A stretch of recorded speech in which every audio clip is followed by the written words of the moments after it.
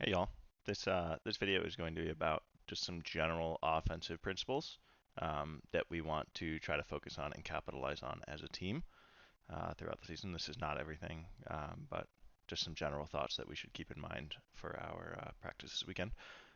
One really important thing to talk about before talking about anything specific is that all of these concepts, all of our discussion, is basically we really need to assume that we're facing opponents that are either equally as athletic as we are or more athletic.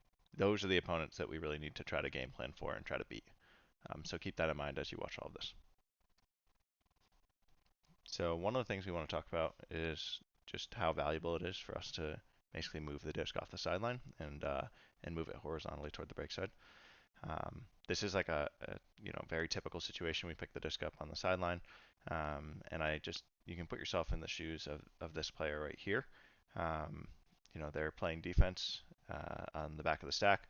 They don't really have to worry about the space over here on the side, and that's all good and dandy. And then if I just simply switch where the disc is, right, and we put like a decent mark on whatever, um, the game has totally changed for that defender in red, and that's basically the impact that we can have by changing the angle of attack. So basically, as a team, let's look swing as soon as the disc is on the sideline, as long as we don't have like an immediate throw option. So I'm going to get a little bit more technical into this if anybody likes to be visual, but um, basically, if you imagine that you're that red defender again, you have a map of areas that you're trying to defend pretty well. So that red defender is basically trying to defend the open side really hard, especially with the disc, down here in the corner. They're worried about the deep space on the open side a bit, but once you get too deep, it's too hard to throw to anyway. And they're not worried at all about this space over here, this green area, we'll call it. So if the frisbee, if it goes back to the middle here, the areas that the defense is guarding, basically like it lags a little bit, right? The frisbee moves from here to here really quickly, and then the defense has to adjust in that quick amount of time. So if you imagine the defense was still set up, this green area now is like super easy to throw to, and the red defender was basically giving us that area before. So that's kind of the value that we get by moving the disc across the sideline.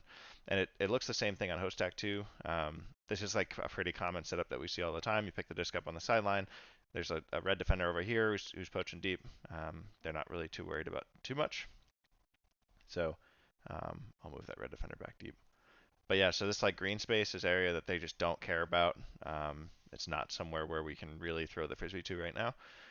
And then the yellow space we can kind of throw to. It's like a tougher inside throw, but we're really kind of stuck in the confines of this red space over here. And now if we move the disc to the center of the field and we keep the heat maps the same because they lag behind one throw, it's super easy now to throw to this side. It's just like a pretty simple break throw. And then if we take it one step further and we actually assume that the dump that was down here, makes some space for their teammate by pushing upfield.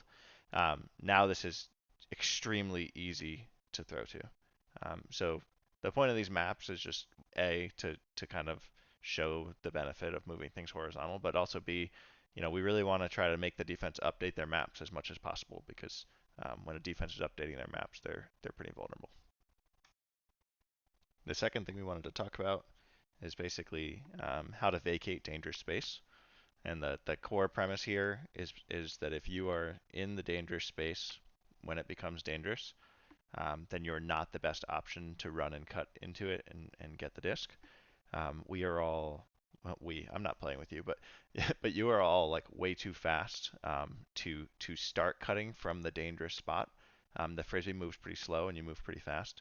So generally, if you find yourself in a dangerous place as the frisbee is getting to a thrower, we want to vacate that space so that somebody can attack into it. This Fury clip is one of my favorite examples of that. You'll probably see me include this video in a couple other videos, but basically they're in a horizontal stack, and a swing is going to go up, and the person who was in this dangerous area, like the dump, just completely cleared up line. So I'll go back just so we can see it. The person that you want to focus on in this is this dump right here, if you can see my mouse cursor, and they completely vacate the space and just allow their teammates to run into it. Um, to show the opposite of that, this is Riot in the same game, in the same point, and offensively, they do not vacate that space, and I'll show you kind of what happens.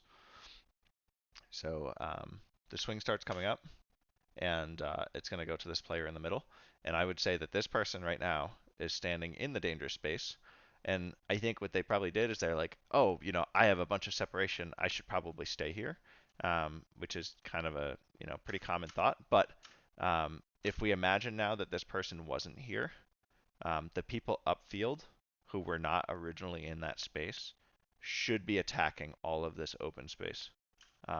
This person's wide open. You can see there's actually a shadow up here all the way on the right of another person that's wide open. And this is all basically, Riot wasn't able to throw to this space because the player thought that they were already in the dangerous place and they thought they were the dangerous option.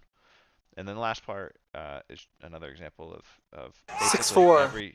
every pole play, not every, but most pole plays involve vacating space and then attacking it. So Goat runs a pole play where there's two people on the left side sort of out in isolation. One of them runs out in the center, the other one vacates the sideline, and then they just throw it to the sideline. So it's like a super simple two-person action, but the core concept is one person vacating a space and the other person filling that space. And that if you think about the heat maps I was talking about earlier, basically the way that a defense is playing, they see their teammates, they see what space is occupied, and if we are able to vacate that occupied space, you're updating their map. That's an area that they now have to guard, and it lags behind a little bit. One common situation where we will probably ask each other to make space is if you are this, I'll make it red. If you're this cutter in the stack, and a lot of teams, they'll stay really tight in the front of the stack, but they'll poach off on the side or on the second or third or fourth or whatever. A really good thing that you can do as this person is just simply say, hey, can you make space for me, handler? I'll make this red again. Can you make space for me, handler? And the handler basically busts up line and makes a bunch of space, and then they can just come back and fill the break space. So we all have the latitude to do that. You just need to communicate to the handler to make room for you. To summarize, we want to move the disc horizontally. The most powerful scenario of that is like off of the sideline. Very early in the stall count, we should prioritize that. I'm not going to set a number, but it should be between -5 and 1. And then we should vacate the dangerous space if we find ourselves in it, so our teammates can attack it. So if we make a deep cut and we're sitting in the dangerous space, we got to vacate it. If we're sitting in the break side when the disc starts to swing, we got to vacate it.